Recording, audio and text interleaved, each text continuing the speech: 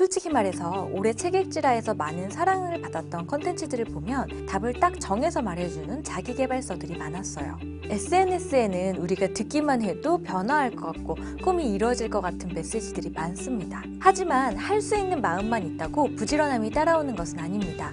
오롯이 우리 스스로 판단하고 태도를 바꾸고 행동으로 이어져야 합니다.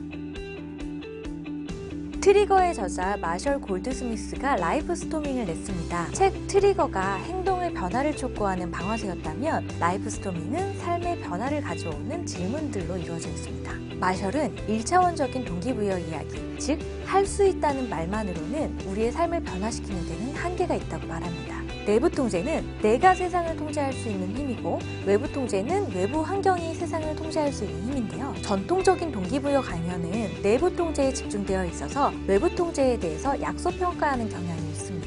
우리가 의지만 있으면 삶을 통제할 수 있을 것처럼 이야기하지만 실제로 우리 삶에는 통제할 수 있는 부분과 없는 부분이 동시에 존재하죠. 어떤 힘을 더 크게 느끼고 있느냐에 따라서 내부 통제감만 높은 사람은 오만하기 쉽고 돈키호테처럼 자신만 맹신하면서 달려가기 쉽습니다. 또 외부 통제감만 높은 사람은 운명론자가 되기 쉽고 다른 사람을 훈련을 통하여 변화시킬 수 있다고 믿는 우를 범하기도 합니다. 건강한 상태는 내부 통제와 외부 통제가 서로 상호작용한다는 것을 인지하면서 목표에 접근하는 단계입니다. 이 책에서는 이를 진화적 여정이라고 말하는데요.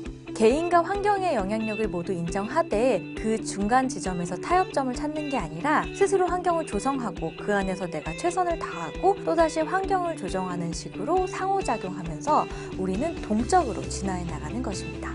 따라서 우리의 목적도 변화 없이 고정되어 있는 것이 아닙니다. 끊임없이 변화해 나가는 표적이며 딱 달성한다고 끝낼 수 있는 것도 아닙니다. 이를 추구하기 위해서는 자기 안에 흔들리지 않는 신념체계가 필요합니다. 사회나 미디어에서 강요하는 기준이 아니라 배짱 있게 나만의 신념을 가져야 합니다. 그런데 저는 여기까지 읽으면서도 혹시 양적인 성장에 대한 강박이 아닌가 그런 생각이 들었는데요. 이 책에서는 다양한 기준점을 제시하는데 저는 그 중에서도 이 도식이 와닿았어요. 우리가 삶에서 행복만을 추구하고 의미의 비중을 적게 둔다면 우리는 향락적이고 저차원적인 욕구에 충실하기 쉽습니다. 반대로 의미를 추구하느라 행복에 소홀하다면 우리는 사무실에서 늦게까지 일하거나 불필요한 인간관계를 계속 유지하는 데 에너지를 낭비하기도 합니다. 건강한 삶은 행복하게 살면서 충만한 의미를 달성하는 것입니다. 행복과 의미는 양자택일의 문제가 아니며 우리가 신념을 가지고 태도를 바꾸고 행동으로 이어질 때 둘 다 달성할 수 있습니다.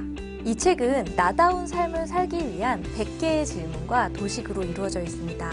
무엇을 딱 달성해야 되는 방법을 알려주는 책이 아니고 스스로 음미하면서 생각해보면서 읽어야 되는 책이라 저도 요약하기는 쉽지 않았는데요. 우리를 정말 변화시킬 수 있는 이야기는 이것만 하면 돼 라고 하는 쉽고 달콤한 이야기가 아니라 우리를 괴롭히고 끊임없이 생각하게 만드는 책이 아닐까요? 라이프 스토밍이었습니다.